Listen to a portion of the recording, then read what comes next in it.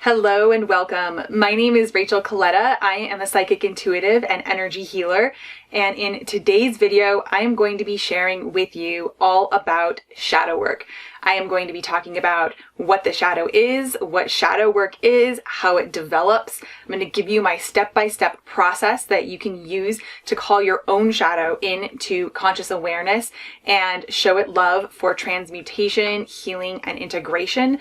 And then I'm also going to be sharing with you some sort of like pitfalls or just things to be aware of as you're working with your shadow so that you can have the most impactful and high vibrational experience. This was a requested video by some of you after I put out one of my other videos about what is healing, what is energy healing. It's about healing through the context of energy. And that's really a great video to kind of give you the foundational concepts that I'm going to be springboarding off of in this video about shadow work. So if you've not already watched it, I would definitely encourage you to hit pause now and go give that a watch. I'll link to it in the description box below so that you can easily find it.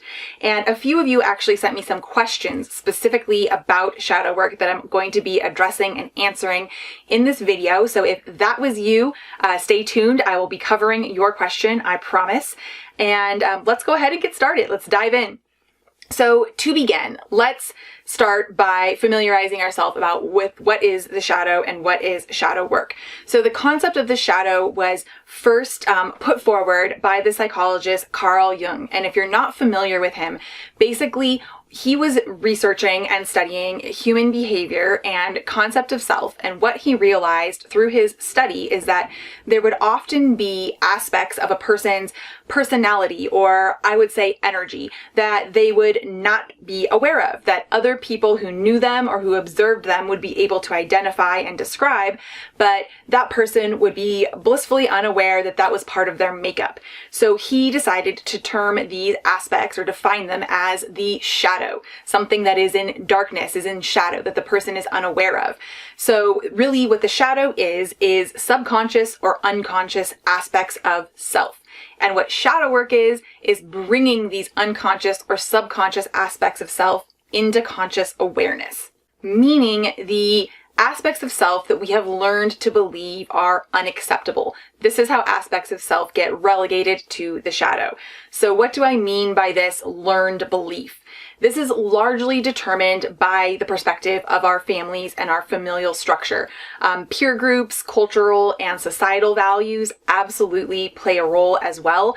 But really in our developmental years, for the majority of us, the reality is that we are steeped in the energy of our family values, of our family's perspectives, and the various aspects of expression that our family deems to be either acceptable or unacceptable. And this hugely shapes us and what parts of ourselves we feel are okay to express and to really consciously identify with. And parts of ourselves that do not feel acceptable, we start to not consciously identify with and to push away and suppress so that we can be accepted with our familial structure, or with our society and cultural at large, or with our peer group. There can also be inherited or ancestral aspects or patterns that filter into this, as well as past or parallel life patterns that influence this. So to help you understand this, I would like to share a little bit about a study that I recently became aware of. I debated about whether or not to share this because one of my primary values is compassion towards all living things. And I'm really not a big supporter of animal experimentation. But I think that this example, for those of us that are a little bit confused about how this can play out or are more scientifically minded, I think that this will help. So I decided to include it. Basically, there was an experiment that was done where, I can't remember the exact details, but basically they took an image or an object with rats, and when this image or object was presented, they would pair it with a painful stimuli.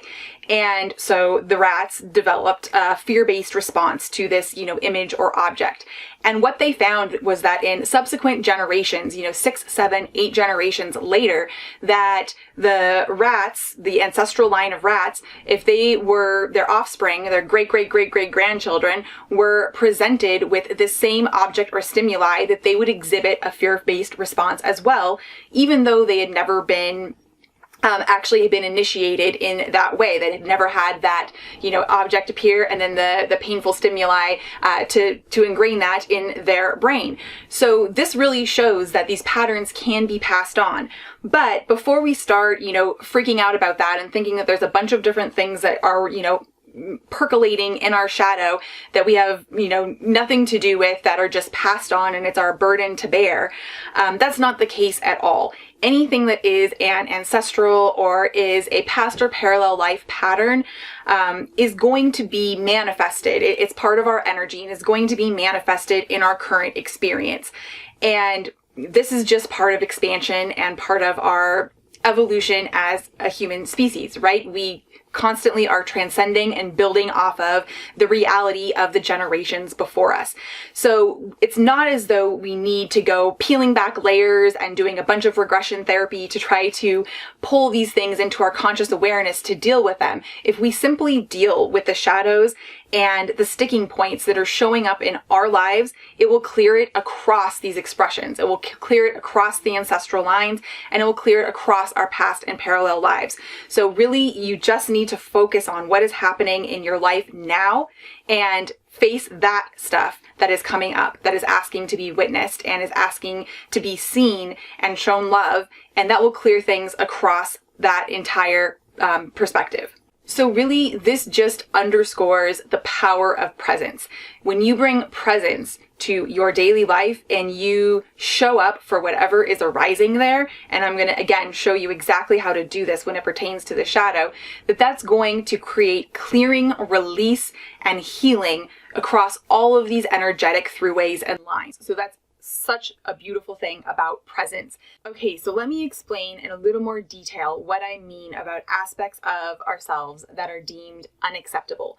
So these aspects of self can be things that we think of as either positive or as negative. Now, of course, these are human judgments, and even those things that we believe to be negative are not necessarily such. But let's just go with those categories for right now. So by positive, this can be our talents, our gifts. This can be aspects of our purpose that we become to feel are unacceptable. And then when it comes to negative, this could be, feelings, emotions, viewpoints that we have that are more socially considered, negative or not okay. Emotions like anger or jealousy or, shame that don't really feel acceptable, that we suppress as well. So I'd like to give you an example of something that could be qualified as a positive aspect of self and how that could get relegated to the shadow. Let's say that in a certain familial structure that there is a child who is a boy, and that this boy is incredibly sensitive and empathic, that he is, highly acute at feeling emotion, and he feels very deeply. He feels others' emotions and, can be seen as a very emotional creature.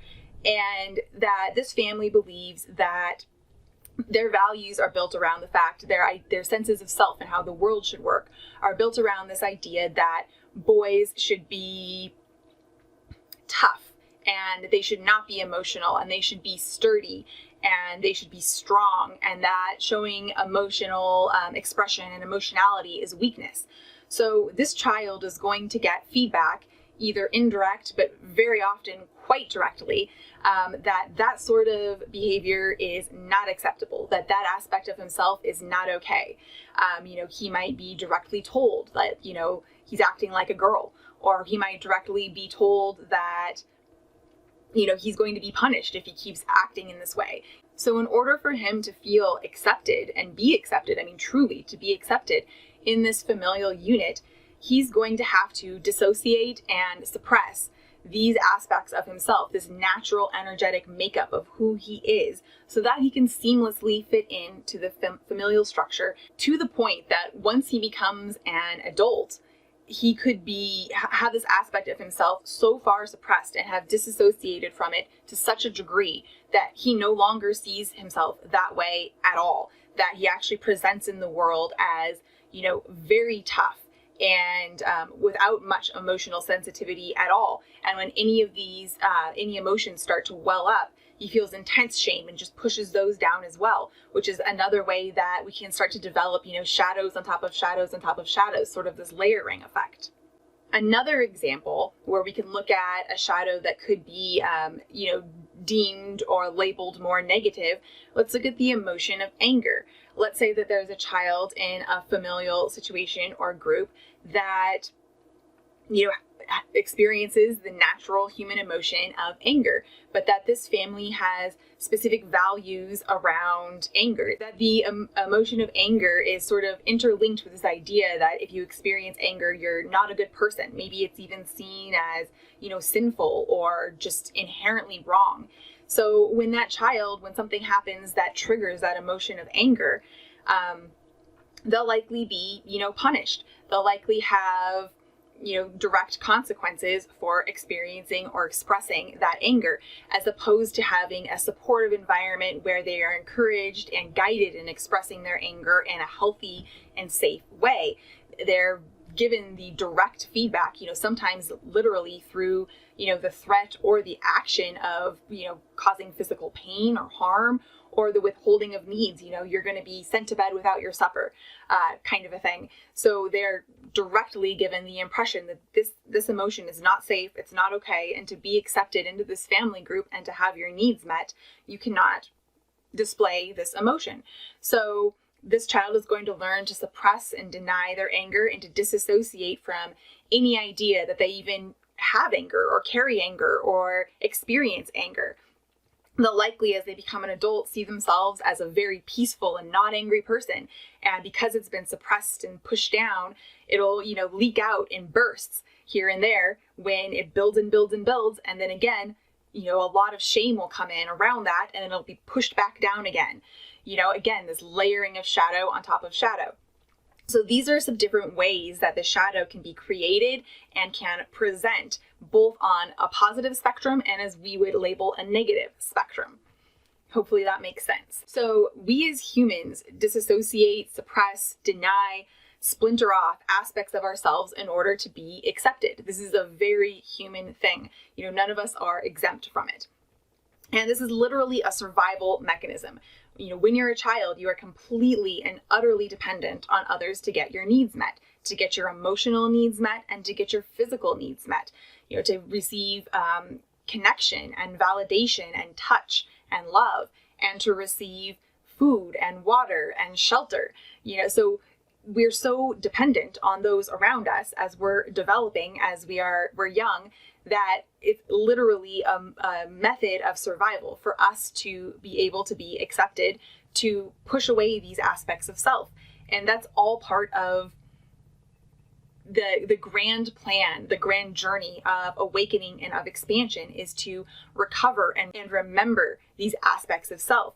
It is through the denial of these aspects of self that we can see them and actually appreciate them and embody them. Until you've experienced the opposite of something, you can't really fully, from a place of consciousness, experience the having of something. So, it's like we need to remember, or it's like we need to forget in order to remember. Literally inherent in the concept of remembering who you are is the step that comes first of forgetting. The shadow is the genesis of why we can feel empty, or like we don't know who we are, like we're out of control, powerless, make decisions that we know are harming us. We have low self-worth or self-esteem or a lack of clarity. Can all be traced back to the shadow. But when something is unconscious, we can't see it. So how do we become aware of something that we can't see, something that is in the darkness? Light. So you might have heard of terms like, the light of consciousness or the light of conscious awareness. And this is exactly how we bring things into conscious awareness, is by shining a light. And the way that we shine that light is through the focus of our attention, and specifically attention that is imbued with intention and with love. So to reintegrate, the shadow asks us to be willing to remember, which is awareness, and to be willing to feel. And this is why we avoid it. This is why it scares us. this is why it can feel like a death sentence, because in a way it kind of is. It's the death that comes before the rebirth. It's the death of isolation and separation of an aspect of self that has become really attached to its story. It's because this aspect of self has become so attached to this story of this part of it not being acceptable, not being okay, of being shameful, of being wrong, of being bad, that it stays and sticks in the shadow. Coming back to this remembering and this feeling, we have to be willing, in order to be willing to be able to see the shadow, and in order to be able to actually work with the shadow, we have to be willing to remember, to be willing to allow memories that might carry some pain to filter up into our awareness. And we have to be willing to feel the emotions that are associated with those memories as well. And so this could be the original pain that was felt when the fracture occurred at the traumatic event, at the time of the trauma. And really, trauma is just unhealed pain. So many of us think of trauma as having to be this really big event, this really poignant, thing that happened. And that can certainly be the case. But also just unhealed pain that is festering, that is pushed down, qualifies as trauma as well. And this could also be being willing to remember and feel the judgments we made about ourselves as a result that have now also become a part of the shadow. So let me offer an example about how these are a little bit different. Let's say that there is a child who is in a math class. They're at school and they're in math class. And on a particular day where a particular lesson is being taught, they're really grappling to try to understand this concept. And maybe because the teacher is having a bad day, maybe because they have their own prejudgments about this person or this person's gender or appearance or any other number of things, they decide to be very hard on them and to call them out in a way that embarrasses them in front of the class. So the trauma that occurred, this original trauma or fracture, is going to be around shame, around self-worth, around feeling embarrassed, by being called out by this teacher in front of the whole class. And the judgments we make about ourselves as a result of this initial trauma or fracture could be that I must not be very good at math. I just shouldn't even try. And this could be a belief, depending on how painful and how deep this fracture is, this could be a belief that this child carries through as an adult, that they just aren't good with numbers, that they're not very good at math, they just don't understand it, and they don't even want to try. They don't want to, mess around with any of that in their life. No more. So that's an example about an original fracture and then some resulting beliefs that we tell ourselves around that to help make ourselves safe and to protect ourselves from experiencing that same pain again. It's important that we recognize that this separation never occurred because we did anything wrong. And we haven't been, quote unquote, avoiding it, avoiding looking at it because we're, an irresponsible or bad person who's doing anything wrong at all. No one's wagging their finger at you because you have a shadow. We all have layers upon layers of shadows of things that are subconscious and unconscious. In fact, to claim that one does not have a shadow suggests that one would be claiming that they are all-knowing, which of course is ridiculous. The universe is still exploring and understanding its infinite being, its own shadows, what is unconscious and subconscious to the universe itself. So of course, us as individual expressions of the universe are going to have shadow, or going to have aspects of ourselves that are unconscious. So we've actually avoided the shadow because there's been a benefit in doing so.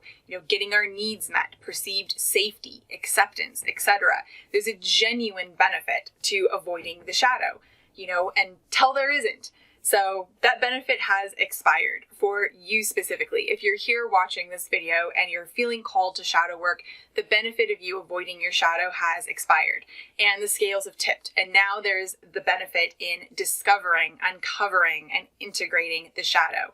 That is the next step. That is the path of expansion into our full love and embodiment of our wholeness. So that is what we are going to be covering how to do next. But I do want to mention, that the path of shadow work is not linear. And of course, it doesn't look exactly the same for every single person. But that said, there are sort of some common patterns in how we unwrap and unveil our shadow that you can just be aware of as you get started. So at first, we typically uncover in the shadow our hurts and our traumas and our childhood wounds.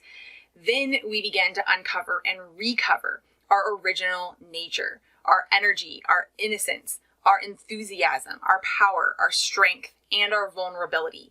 So don't get discouraged if when you first begin working with your shadow, it feels like there's a lot of dense energy there. And there can be denseness around uncovering these more, positive aspects of self, because there was a trauma that occurred that relegated that to the shadow. But as we feel and heal that trauma, we find so many amazing jewels that exist within us that are just waiting to burst forth.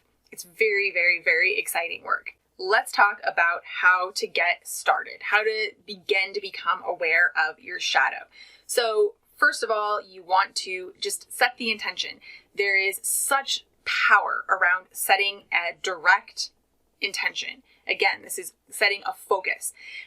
It creates a vibrational set point of attraction. So when you set the intention, you can expect that which you set your intention towards is going to start to percolate into your awareness and into your experience.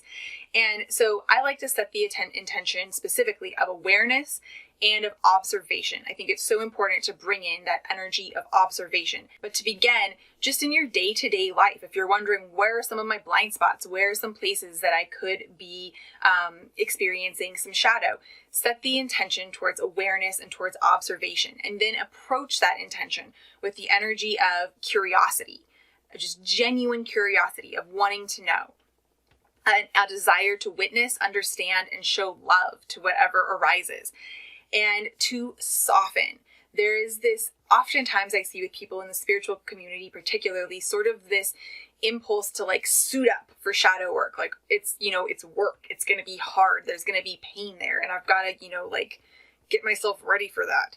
And that actually carries with it the energy of resistance and the energy of making something much more challenging than it needs to be. So bring in that intentionality and that energy of softness, curiosity. And you want to take special care to be aware of the impulse to judge, change, invalidate, correct, bypass, or, make your shadow behave or act in a certain way. And I'd love to help you understand this further by sharing a personal example from my own shadow work. There was a particular person who I noticed that I was feeling some jealousy around. And I remember one specific time where I was out on a walk and there had been a particular thing that this person had put out into the world that was out in my awareness that really even triggered these thoughts and feelings of jealousy more strongly. And as I was walking, these thoughts just came rushing into my brain, and I could feel that tightness in my body around this jealousy. And as I got to this part in the process where I was asking this aspect of me questions that was feeling this jealousy to try to understand it, I remember so vividly, it told me, well, if I don't focus on how other people are doing, if I don't know how other people are doing, then how will I know how I'm doing? How will I know my worth? And that kind of floored me. I thought it was such an innocent, sweet, beautiful response. It was this part of me just really wanted to know where it belonged. And that's so human. And as part of our society, where that's very competition driven, of course, there's a part of me that had internalized this belief that in order to know how, my value and my worth, it had to know how other people were doing. And as that part of me came up and made that response, and immediately another part of me jumped in and to kind of, correct my shadow or, to negate or bypass the way that this aspect of me was legitimately feeling and just say, well, a rising tide lifts all boats. If this person is doing well, that just means that there's even more opportunity for you to do well. And then I immediately caught myself and thought, okay, this is another layer or level of my shadow. And I then began to, work the process with this part of my shadow and ask it questions. And, I asked why it was feeling this way. And what was going on for that part of me. And it responded, well, if people know that you feel this way, then they're not going to like you. So this was sort of the manager aspect, or, of myself that had been part of my shadow, that really felt that in order for it to be, for me as a person to be accepted and loved and liked, that those other parts of me that felt certain ways that, might not be as desirable or might seem unsavory, that it wanted to correct them or redirect them or bypass them, or sort of just paste a better, sounding belief over the top of the way that part of me legitimately felt.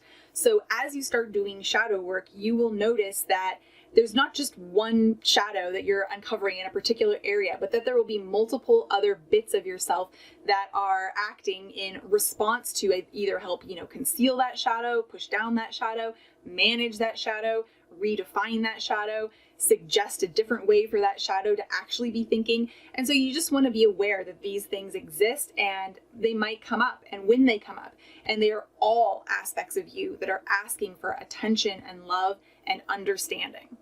So to really bring in that energy of playful curiosity and openness and softness that really creates the ideal environment for the shadow to reveal itself, I like to think of it as sort of like a detective mission, as, following the clues. So the way that you get your foot in the door to start finding and following these clues is, number one, presence. I mentioned this earlier, but just being present in your day-to-day life, taking a few moments, you can set a cell phone timer for a minute, a couple of different times a day, and just bring yourself back to where you are at, not all of the things that are going on around you, and ask yourself how you're feeling or what you're thinking in response to various things that have happened throughout your day.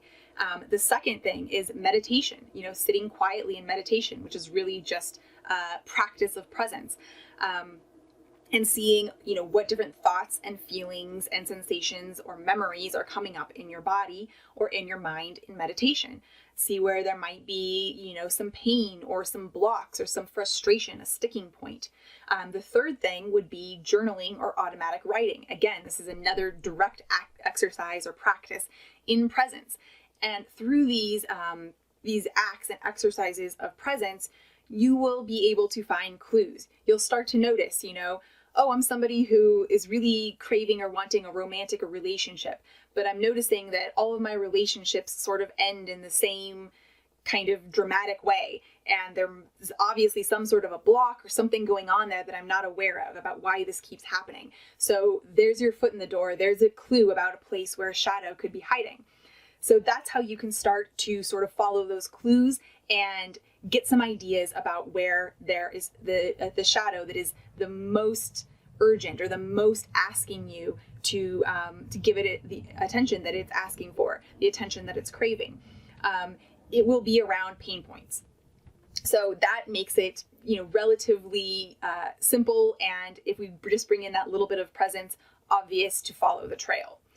Now you know where to look for your shadow. So now we're going to go ahead and get into the nitty-gritty 9-step process that I have for specifically working with your shadow. This is the nuts and bolts. This is the meat right here. And in the description box below, I am going to write out these 9 steps for you so that you can, copy and paste them, put them in your notes app on your phone, and you can literally follow this process step by step for yourself. So the first step is you're going to reaffirm intention. So we've already talked about generally setting an intention about having shadows come into your awareness. But when we sit down to specifically work with the shadow, we're going to reaffirm our intention, the intention of awareness, of gentleness, of understanding. The intention is not to make the shadow go away. These are aspects of ourselves with a story to tell, with something to say. They are aspects of ourselves that are oftentimes relegated to the shadow throughout our childhood or our adolescence. So we want to think about talking to these aspects of ourselves almost like you would talk to a child. If there was a child who got home from a day at school and was excited to tell you about their day, but you were tired and you didn't really feel like it, and so you're just token listening, but really hoping that they'll hurry up and wrap it up soon so you can, get back to making dinner so you can get to bed because you're exhausted. So they're going to pick up on that, and that's not going to create the most advantageous environment to really cultivate understanding and really give that child permission to share its feelings and share what it's been holding. So it's really important to let go of any intention to make the shadow go away or make it integrate when we go into shadow work. Integration is a natural thing that happens when you work this process. You don't need to focus on that. So step 2 would be ground.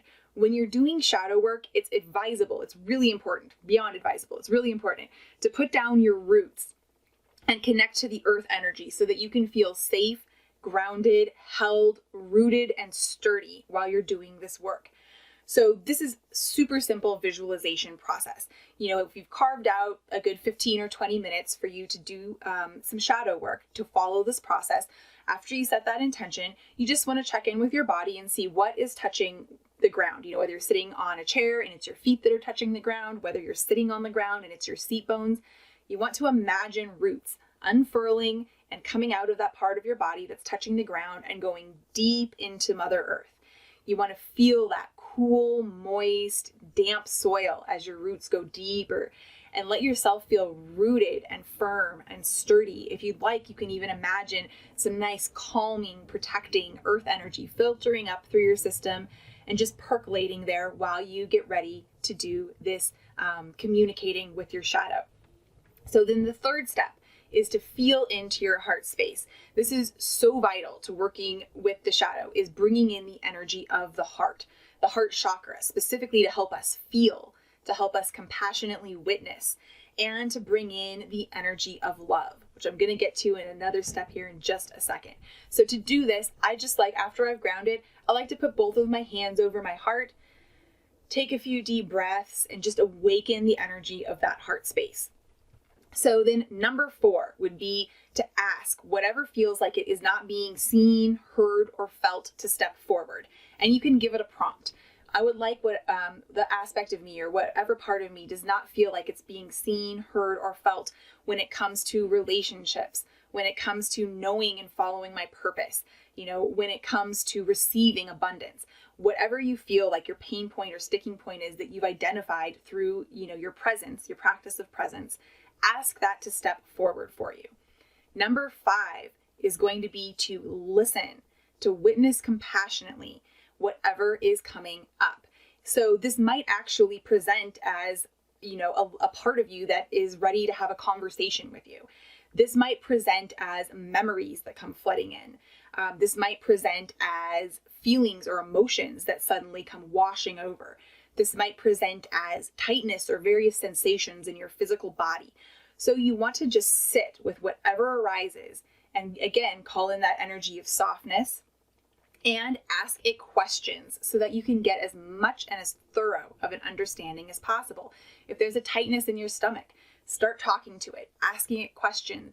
See if there are actual answers that come forward or if they're just, if that sensation moves, if a feeling comes up. See what happens in response to questions, and continue to ask, is there anything else? Is there anything else? Give it the opportunity to fully express as much as it would like, at least in this particular, session of sitting with it. Number 6 is to breathe and to feel. So as these sensations, emotions, memories, or even actual dialogue is coming up, to actually breathe and to feel. That's your only job here, is understanding, breathing, and feeling. Number 7 is to layer in the energy of love. So this isn't about, bypassing. If something comes up that it does not feel genuine, to just shower it with love. It feels kind of craggly or a little bit icky. And it feels like it would be in its own way suppression to tell it that you love it. Then what I recommend doing is just layering in the energy of love. Just think about it as sprinkling a little bit in. You don't have to be all in. You don't have to be at that place yet. But, almost like making a recipe, just a little dash of this and a little dash of that, a little bit of cinnamon in your oatmeal cookie. It doesn't have to become a cinnamon cookie. It could just be a little sprinkle of cinnamon. Just add a little something. So just add a little bit of that love. If it does feel genuine and in alignment for you, you can actually, again, bring your hands over your heart and tell that part of you, I love you. I love you. I love you. as many times as you need to, or as many times as feels good. And then number 8 is to express gratitude for the sharing and for the understanding. Again, you might not feel genuine in expressing gratitude for the actual memory or feeling or emotion, but it's so important to let this part of ourselves know that we are so grateful for it being willing to have the courage and bravery to share with us how it's feeling and its experience. And then number 9, the last step, is to just simply let it be. As you begin to work with your shadows, you might find initially that this process is asking or craving to be repeated multiple times with a particular shadow. You might find that going through the process once is sufficient for that shadow to feel fully heard. But the whole point, again, here is that we're not trying to force a specific resolution or a specific result here through this process. We're just merely collecting data, layering in the energy of love, giving space for our shadow to be seen and heard. And you will likely find that the more practiced you become with this process, that there will be shadows, like that example that I gave you about me going on a walk with this jealousy and this aspect of me that was feeling judgment about that jealousy, the sort of police officer aspect, that literally 4-5 minutes on this walk with me working this process very quickly was sufficient for these shadow aspects to integrate fully. However, no matter how practiced you are, you will find still those really sticky shadows that just are asking for a lot of time and compassionate witnessing. And it's really important to not get frustrated here. In order to not get frustrated here, to just surrender and just let it be. That is going to be your biggest sort of ace in the hole in helping your shadow integrate. So how do you know if your shadow has integrated? You might be asking. It's a great question. So you will know that your shadow around a particular, aspect has integrated when it is no longer an issue, when you are no longer noticing that same response, the same emotions or thought patterns in relation to that block or that sticking point. Another way that you might know that your shadow is integrated, this has happened for me a few times, is when you go in to have a discussion and have the discourse to work this process with an aspect of shadow, you check in with it, or you look for it, and there's nothing there. There's the way that I frequently get the messages from my shadow is auditorily, oftentimes with some emotions and memories and some bodily sensations as well. But those are usually secondary to the voice that wants to chat with me. And so if I go in to, check in with a specific shadow to spend some time with it, and I just find that it's no longer there, no longer has anything to say, that's when you know that your shadow has integrated. So if you notice any numbness or heaviness or discomfort in working with the shadow, you simply want to just witness that compassionately as well. Inherent in the concept of the shadow is that these are aspects of ourselves that we have disassociated from. So therefore, there's going to be an inherent numbness, heaviness, and discomfort in initiating or relegating these aspects of ourselves to the shadow, right? In order to put them there in the first place, there was some numbness that we had to bring in. So these are feelings that are also important to sit with and breathe through and let be okay. They deserve love too. The numbness, the denseness, the heaviness, whatever's coming up, it just deserves love and attention and understanding as well. So speaking of love, obviously the journey of shadow work is to move towards integration. This is not the focal point or something to force, but that's the journey. So I want to give you guys, so that you can understand, some information about energetically how exactly this happens. So what is the energy of integration? The energy of integration is the energy of love, because the energy of love is the energy of including someone or something else as self, taking their needs, wants, desires as part of self. It's the energy of inclusion. So as you can see, this process that I laid out for you is all about, in many different ways, supporting exactly this. Bringing in that energy of inclusion, bringing in that energy of understanding, of compassionate witnessing, of curiosity, of a genuine desire to understand a part of us and include its perspective as part of ourselves. We are at the place in our collective expansion where we're being called to do this in a much more deep and courageous manner for ourselves. As within, so without. So this is the work we're all being called to do from a heart-centered place of love. As we work on our own shadows, it has this really amazing, powerful effect where it filters out and it heals the shadows of the collective as well. There can't be something that we witness in our external world, violence, hatred, anger, that we are not also experiencing internally. So as we address and we heal these parts of ourselves internally, this literally changes the world. So for those of us who are at the place where we are willing and able to do this work, deep bow to you. This is such important and transformational work that you're not just doing for yourself, but you are doing for all of us. So thank you so much for your willingness to do this. When we are willing and able to witness and love the various aspects of self that arise or exist, our ability to love and to heal each other, to transmute conflict and violence, is hugely expanded. And at this point, I'd like to recommend another video that I have that is called the number one thing that you need to know about Ascension, I believe. I'll link that below in the description box as well. But that's going to explain in more detail about how this works. So a question that came up that I'd love to address and answer here is around shadow work and the law of attraction, or frequency matching, which is basically, along the lines of, will doing shadow work attract a veritable shitstorm? Like, will bringing all of this painful stuff or, these difficult emotions and things up, is that going to make me attract some icky stuff? So the short answer, no.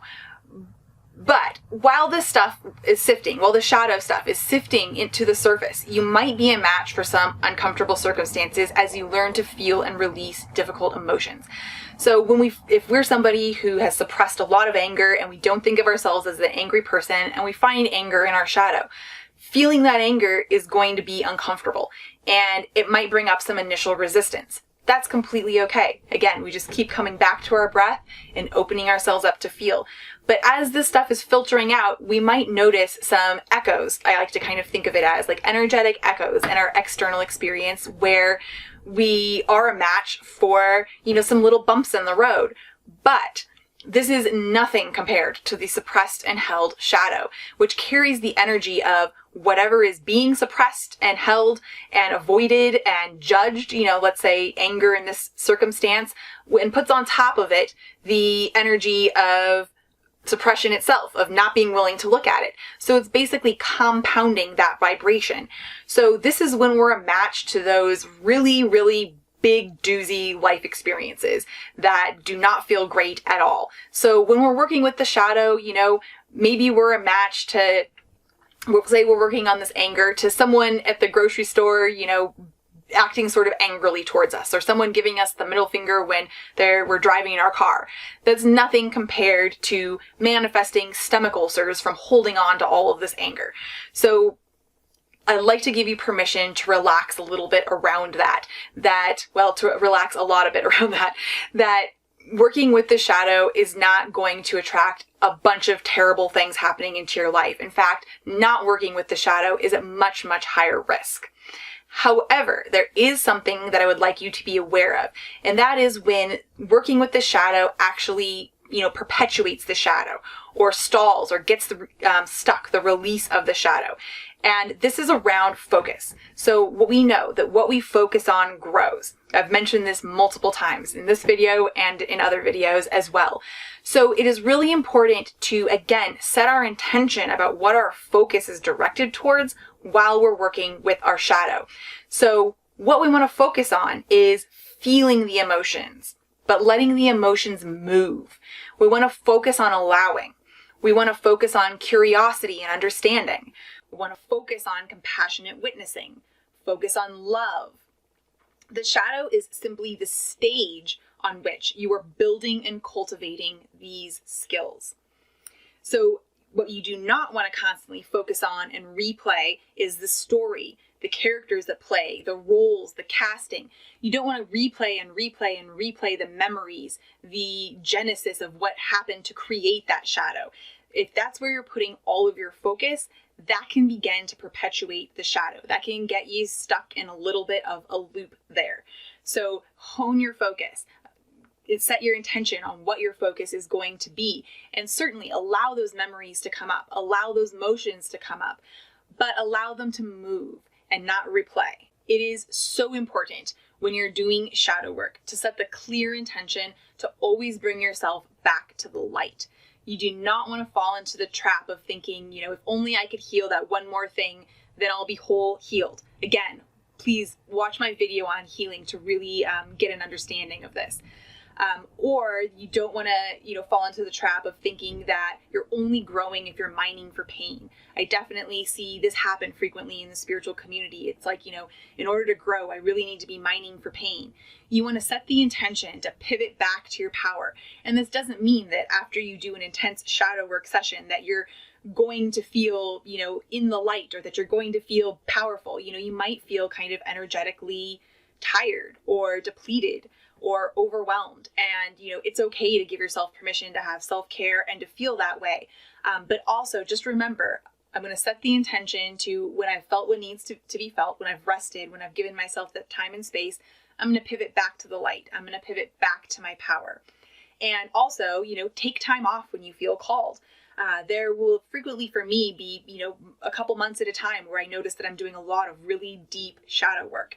And then I will not feel like doing it or not really feel called to do it for several more months. So feel into what feels right for you. Follow your intuition and trust yourself.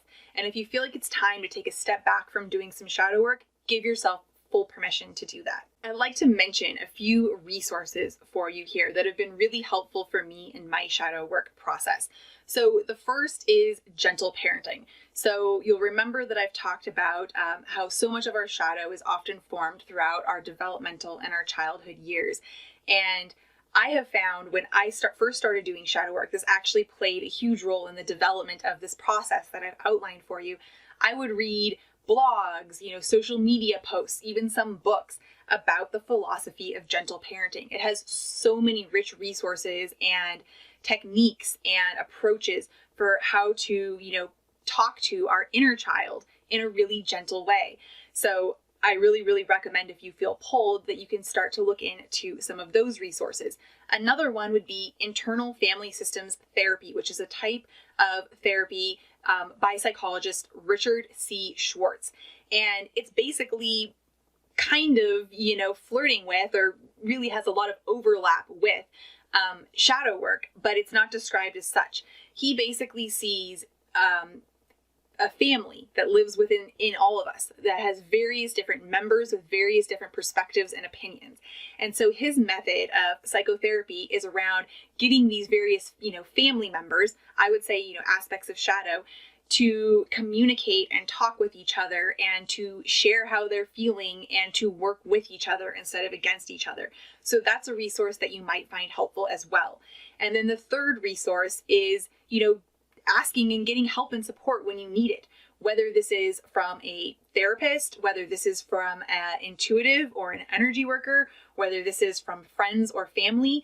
If you feel like you need support, if shadow work and what's coming up is feeling overwhelming to you, please get support. Please reach out to someone who can support and help you. And lastly, I wanted to share with you, as I was bringing together the information for this video, my angelic guides stepped forward and they had some specific messages that they wanted me to share with you about the shadow from their perspective, the way that they see the shadow, that I thought was really, really amazing. And I want to end by conveying this to you. So they emphasized how beautiful the shadow is, that it's not scary. They said that this doesn't mean that it won't trigger fear, but triggering fear is not the same thing as being scary. I loved that distinction, that these memories are not actually happening to us now, that we're remembering energetic signatures, like energetic echoes. And that doesn't mean that it might not be really intense, or that we might not need to ask for support, or that we might not need to take breaks, but just bring ourselves back to the realization that this is not happening to us now. These are energetic signatures, energetic echoes that we are allowing to rise up and filter up and out of our system. They said the shadow in and of itself cannot hurt you, that the pain actually comes from the rejection and the judgment of the shadow. That the shadow itself is beauty. It's like the womb of creation. As the shadow reveals, your light of awareness transmutes it and creates the perfect expression of your soul. I thought that that was really beautiful. It's a great way to look at the shadow. All right, so I know that this has been a heady video. There has been a lot that we went over and covered. I really felt like in order to do this topic justice, I wanted to make sure that I gave you all of the tools, perspectives, and potential caveats to be aware of as you dive deep into the shadow. I feel like to encourage someone to dive deep into their shadow without offering these tools is not incredibly responsible. So I sincerely hope that this has answered your questions, that this has covered shadow work really thoroughly and helpfully for you, that it's given you the tools and techniques that you need to work with your shadow. If you have found this video helpful, please do not forget to give it a thumbs up, to give it a like. And if you've not already, you can hit the subscribe button below, hit the bell button next to the subscription button so that you are notified when I put out new videos. And I would love to hear from you in the comments below. What is the number one thing that you learned, the biggest aha that you had about working with the shadow from watching this video? And if you have any questions, please do not hesitate to put them in the comments below. I would love to assist you and support you however I can. And finally, in the notes below, I'm also going to have a link for a free workshop that I would love to send your way about connecting with your spirit guides, with your multi-dimensional support team. So if you would like some extra, non-physical support in working with your shadow, this is going to be a great workshop to watch so that you can begin to connect with your spirit guides and receive that extra support. So you'll find that link below. And thank you so much for your courage and bravery in exploring your shadow. I know that it's going to bring you so much benefit, so much peace, so much joy, and so much purpose. All my love. Until next time. Bye.